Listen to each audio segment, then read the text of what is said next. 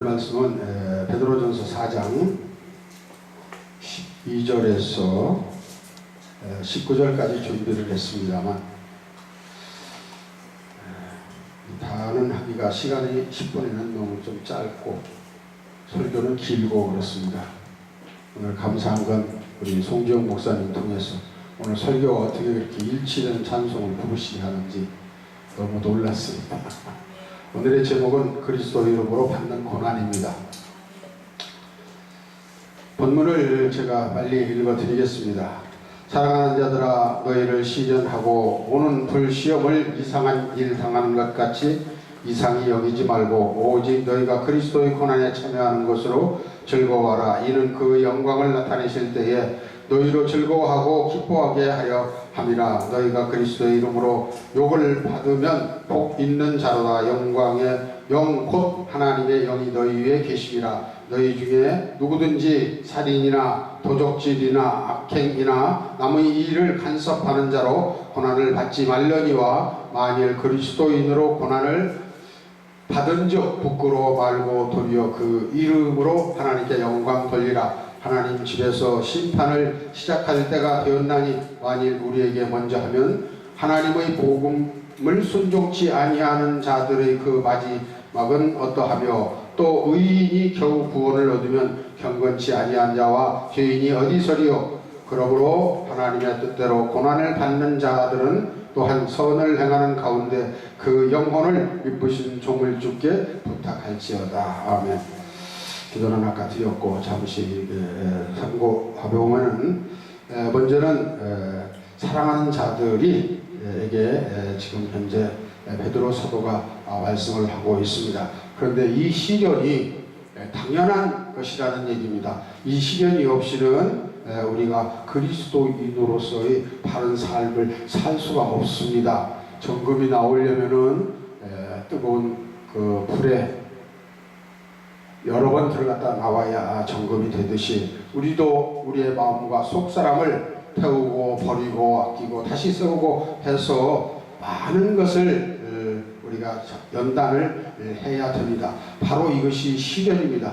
우리가 평상시에 우리의 그 육신대로 사라진다면은 시련이 아니겠죠. 그리고 그것은 또한 하나님이 기뻐하시는 그런 아름다움이 아니 되는 것으로 생각합니다. 우리가 받는 시련은 육이 잘 살고 이 땅에서 우리가 잘 살기 위해 있는 것이 아니고 이 땅에서 하나님을 알고 그 말씀을 깨달아 그 말씀에 순복함으로 말미암아 하나님이 기뻐하시는 사람으로 바뀌어져 가는 것입니다. 다시 말해서 육의 사람이 영의 사람으로 바뀌어진다는 얘기입니다. 그러니까 이런 이상한 시험 이런 거 오는 것을 이상히 여기지 말라는 겁니다. 왜? 이상히 여기면은 우리는 세상을 쫓는 것이 되고 하나님을 알아보지 못한다라는 것입니다. 두 번째로 그래서 그러므로 말미암아 우리는 정금 같은 신앙으로 바뀌어져서 영적 사람 소위 내 심령의 주의 성령이 함께 하셔서 지도 인도하심으로 그렇게 살아갈 수 있는 어떤 고난도 어떠한 시련도 그리고 어떠한 일도 모두 극복할 수 있는 예수의 이름 즉 예수 그리스도의 이름을 붙잡고 우리가 살아가야 한다라는 것입니다. 그리스도의 이름이 무엇입니까? 최고의 최고입니다. 가장 최상 즉 창조주로서 가장 아름다우신 분이 세 가지의 직분을 모두 감당하시고 십자가에 달려 죽으셨습니다. 그러시고서 어떻게 돼요? 아버지께 물려받은 그 모든 고난으로 말미암아 우리를 치유하게 되는 것이죠. 두 번째로 그리스도의 고난의 참여는 즐거운 것이다. 우선은 어렵고 힘든 것 같지만 그것은 참으로 앞으로 영원한 복의 영원한 상급이요 영원한 생명 영원한 삶이 된다는 것입니다. 13절에 보니까 오직 너희가 그리스도의 고난에 참여하는 것으로 즐거워라. 이는 그의 영광을 나타낼 때에 너희로 즐거워하고 기뻐하게 하려 함이라 그랬습니다. 우리가 이 땅에서 기뻐하고 잠시 좋은 건 아무것도 아닙니다. 주님이 오시는 그날에 우리가 주님 앞에 같이 설 때에 주님이 정말 오심을 우리로 기다리고 있다가 그 주님 앞에 나갔을 때 주님을 만났을 때 주님의 얼굴을 뵐 때 얼마나 그 반가운 얼굴로 대한다면 주님이 우리를 얼마나 기뻐하시겠습니까? 그래서 육적인 내면이 점점 바뀌어져서 우리의 신앙이 영적인 상태로 바뀌어져야 된다는 것입니다. 두 번째로 이제 주님의 즐거움에 참여할 때 정말 영원한 내세, 이 땅의 모든 것은 옷을 갈아입듯이 다 갈아입고 새 옷을 입혀준다고 그랬습니다. 다시 말씀드려서 새 하늘과 새 땅을 내가 만든다고 하셨어요. 창조하신다고 그랬어요. 그 땅에 우리가 사는 겁니다. 그 땅에 우리는 영원히 사는 것입니다. 영원히 주님과 함께 영생복락을 누린다는 것입니다. 세 번째로는 고난과 핍박에 복이 된다 그렇습니다. 고난과 핍박이 복이 된다 그 말입니다. 고난이 뭐예요? 우리가 도저히 받기 싫어하고 가장 안 좋아하는 건데 이것으로 인해서 우리가 복이 된다. 세상 사람들은 이 말씀을 누구도 즐겁다고 얘기할 수 있고 이상하다고 얘기할 겁니다. 예. 기복적인 설교를 해야 설교라고 생각할 겁니다. 그러나 저는 그렇게 생각하지 않습니다. 우리가 믿고 우리가 따라야 할 것은 하나님 말씀이, 기록된 말씀이 가르쳐 주시는 대로 우리는 해야 되고 그 말씀을 따라서 순복하는 것이 가장 아름다운 신앙이요 주님이 가장 기뻐하시는 것입니다. 우리가 하나님께 앞에서, 주님 앞에서 우리가 행한다고 해서 무엇이 하나 제대로 행해 줄 게 있겠습니까? 우리가 죄인된 몸으로서 주님이 우리 죄를 대신해서 십자가를 치시고 그 피를 뿌리심으로 말미암아 우리가 영원한 죄를 씻기는 씻었지만 우리는 오늘도 내일도 여전히 다시 죄를 짓고 살 수밖에 없는 게 인생인데 그것을 어떻게 우리가 감당하겠어요? 매일매일 드리는 제사로 인해서 구약시대처럼 그렇게 할 수도 없는 거고 매일매일 회개한다고 해서 그것이 하나님께 기뻐 받으실 만한 것이 아닙니다. 그러나 점점점 예를 들어 100이라는 수치에서 하나씩 줄어들어서 나중에 하나도 없이 다 없어질 수 있는지는 몰라도 오늘 본문 끝에 보면은 17절 19절에 보면은 결국 그렇게 기록되어 있지 않습니다. 없어질 수가 없다라는 것입니다. 그래서 우리는 이 하나님을 믿고 의지하는데 그리스도의 이름으로 욕을 받는 것은 복이 된다. 즉 영광의 영 그리스도의 영이죠. 영광의 영, 곧 하나님의 영이 너희 위에 계십니다. 우리를 항상 돌보시고 인도하시고 보호하고 계시다 그 말입니다. 우리는 만약에 그리스도를 위하다가 생명이 끊어진다 하더라도 우리는 죽는 게 아닙니다. 우리는 다시 살 수 있어요. 예, 아브라함이 이삭을 바칠 때에 죽여도 다시 살 것을 믿었기 때문에 100세 난 아들을 즉 칼을 들어 칠 수 있는 그런 믿음이 있었던 것입니다. 우리도 이런 믿음에 도달해야 되고 우리의 실제는 그렇게 못한다 할지라도 우리의 마음만은 각오를 하고 보면은 성령의 역사하심으로 말미암아 우리는 순종할 수 있는 그런 아름다운 신앙이 되어질 수 있다라고 그렇게 생각을 합니다. 그래서 복이 된다. 즉 우리의 신앙이 말씀 중심이 되어져야 됩니다. 말씀 중심을 이해하시는데 뭘 모으기 위해서 누구 앞에서 내가 잘 되기 위해서, 누구 앞에 잘 들리기 위해서, 아니면은 누구를 위해서 무엇을, 즉 세상 것을 위해서 한다 이거 아니다. 오직 그리스도 예수만을 위해서 해야 됩니다. 주님도 이 땅에 오셔서 사역할 때 아버지의 뜻을 따라 아버지의 뜻대로 그대로 하신다고 했습니다. 즉 내 속에는 아버지가 계신다고 했어요. 아버지 행하시는 일, 즉 아버지 행하시는 일을 내가 보고 그 일 그대로 행한다고 했어요. 그러니 너희도 나와 함께 해서 나와 같이 정말 함께 있자, 함께 일을 행해 나가자 그 말입니다. 바로 우리가 기록된 말씀에 복음서에 보면 그렇습니다.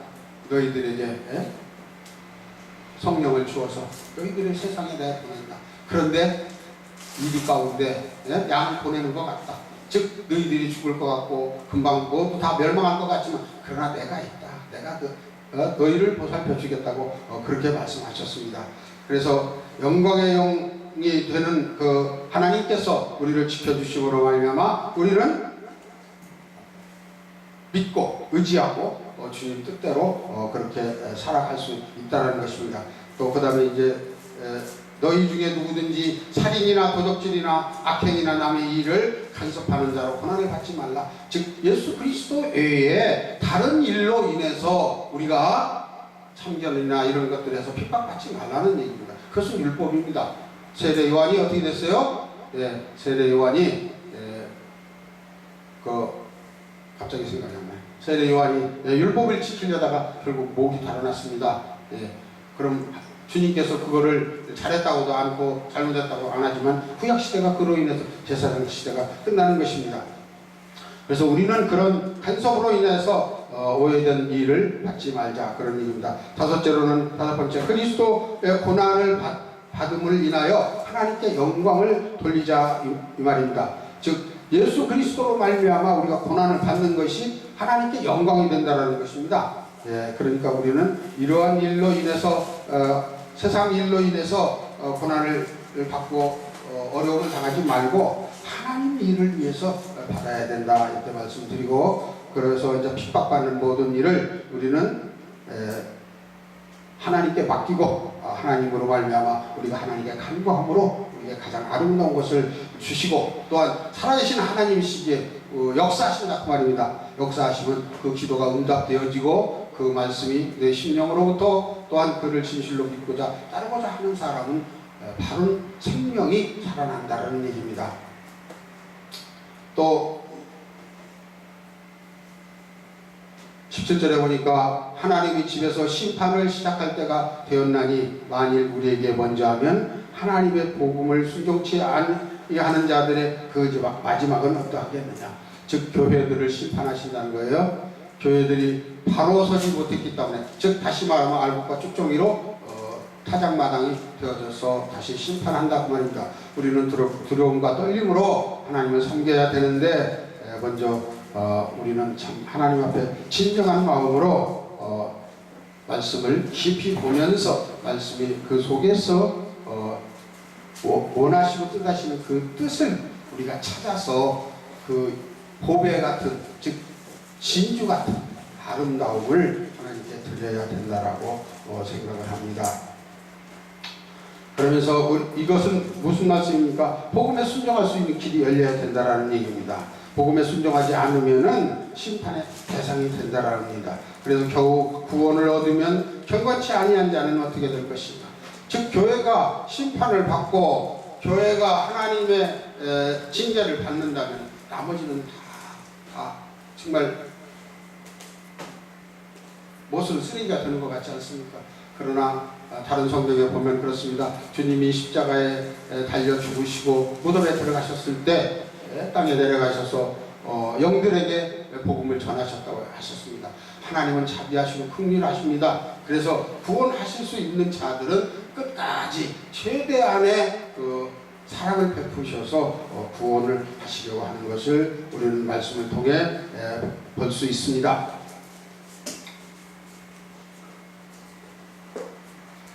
그래서 우리는 이 그리스도를 믿고 의지함으로 말미암아 그리스도의 자녀가 되는 것이 마땅한 것입니다. 그래서 이 마땅한 것을 우리는 놓치지 말고 끝까지 하나님의 그 말씀을 인하여 우리가 생명이 있는 것을 가르쳐야 되고 또 불경건한 자들을 용서하고 우리는 끝까지 되어야 합니다. 한 절 남았습니다. 마지막 절, 하나님의 뜻대로 고난받음이 선하다고 그랬습니다. 19절에 보니까 그러므로 하나님의 뜻대로 고난을 받는 자들은 또한 선을 행하는 가운데 그 영혼을 기쁘신 종을 주께 맡긴다. 우리는 하나님의 말씀을 인해서 그를 순종할 때에 하나님이 모든 걸 아시고 우리를 구원해 주실 것이다, 이렇게 말씀을 드립니다. 우리가 끝까지 행위로서 구원을 받지 못하고 하나님의 미쁘신 사랑으로 인하여 구원을 얻게 되는 것이고 영광을 돌리는 것입니다. 잠시 기도합니다. 주님 감사합니다.